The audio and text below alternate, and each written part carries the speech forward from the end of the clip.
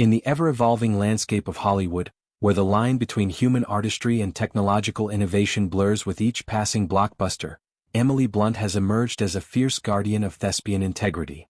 The acclaimed actress, renowned for her chameleon-like transformations from the sharp-tongued assistant in The Devil Wears Prada to the resilient post-apocalyptic mother in A Quiet Place, has unleashed a scathing critique against the rise of AI-generated performers. At the heart of her indignation lies Tilly Norwood, a digital creation so eerily lifelike that she has sparked a firestorm of debate about the soul of acting. Blunt, in a candid interview that has rippled through industry circles like a seismic aftershock, branded Norwood terrifying, and issued a desperate plea to talent agencies: do not sign her. This isn't progress, Blunt declared, her voice laced with a mix of horror and resolve. It's a perversion of what makes us human, the sweat, the stumbles, the raw vulnerability that only comes from flesh and blood. Her words, delivered with the same unflinching intensity that earned her an Oscar nomination for Oppenheimer, underscore a burgeoning schism in Tinseltown, the clash between authentic performance and algorithmic mimicry. The genesis of this controversy traces back to a seemingly innocuous showcase at the annual Digital Entertainment Expo in Los Angeles, a glittering affair where tech moguls and studio executives mingle under the glow of holographic displays. It was there, amid the buzz of virtual reality demos and augmented reality filters, that Tilly Norwood made her debut. Crafted by a consortium of AI engineers at Lumina Studios, a Silicon Valley upstart backed by venture capital titans, Norwood isn't your garden-variety CGI sidekick relegated to the shadows of a Marvel multiverse. No, she's a fully realized digital actress, engineered from the ground up with algorithms trained on terabytes of archival footage from legends like Meryl Streep, Viola Davis, and, ironically, Blunt herself.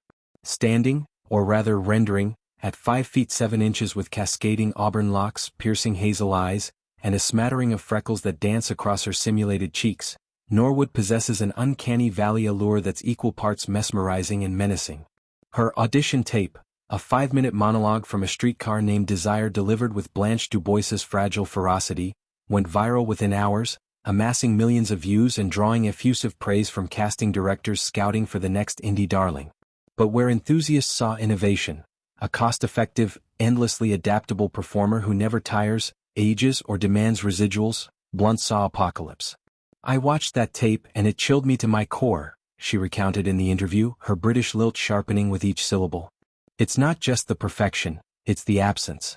There's no breath catching in her throat, no bead of sweat on her brow, no accidental tear that smudges the mascara because the emotion hit too hard. Tilly Norwood is a ghost in the machine, and if we let her in, we're exorcising the very essence of what it means to act.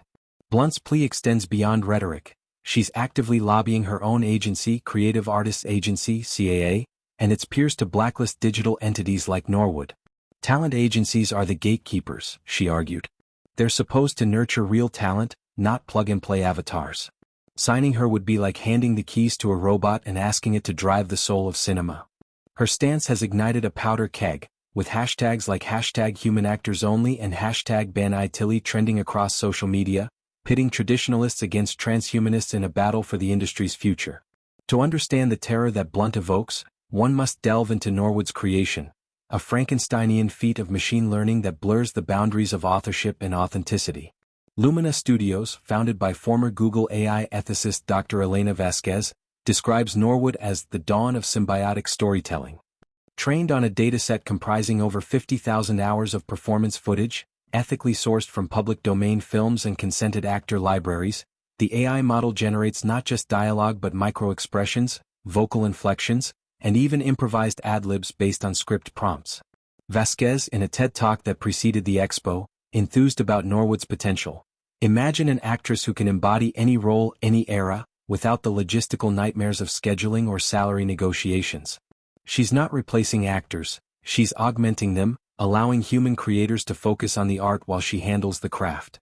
Early adopters, including a mid-budget streaming thriller slated for Netflix, have already cast Norwood in a supporting role, a mysterious femme fatale whose scenes were rendered in post-production, saving the production an estimated 20% on talent costs.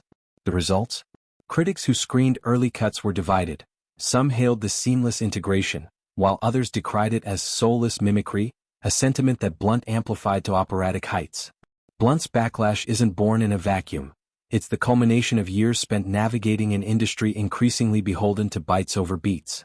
As a working mother of two, daughters Hazel and Violet, shared with husband John Krasinski, Blunt has long advocated for equitable conditions on set, from better childcare provisions to protections against exploitative deepfakes. Her role in Oppenheimer, where she portrayed the enigmatic Kitty Oppenheimer with a subtlety that peeled back layers of historical enigma, earned her not just acclaim but a platform to speak on the human cost of cinematic ambition. "Acting is alchemy," she elaborated in the interview, leaning forward as if confiding in a co-star across a rehearsal table. "You take your scars, your joys, your midnight doubts, and you transmute them into something universal.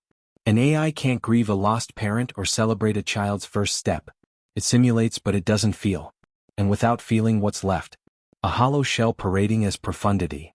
Her words resonate amid a spate of recent scandals: the unauthorized use of actors' likenesses in AI-generated trailers, the proliferation of deepfake porn targeting female stars, and labor strikes where SAG-AFTRA demanded ironclad clauses barring AI from performing without consent.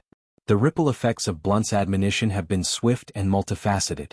Within days, several boutique agencies, those scouting fresh faces for prestige indies, publicly affirmed their commitment to organic talent only, with one executive tweeting, "Emily's right. We sign stories, not simulations." Larger conglomerates like WME and UTA issued measured statements, acknowledging the evolving landscape, while hinting at internal reviews.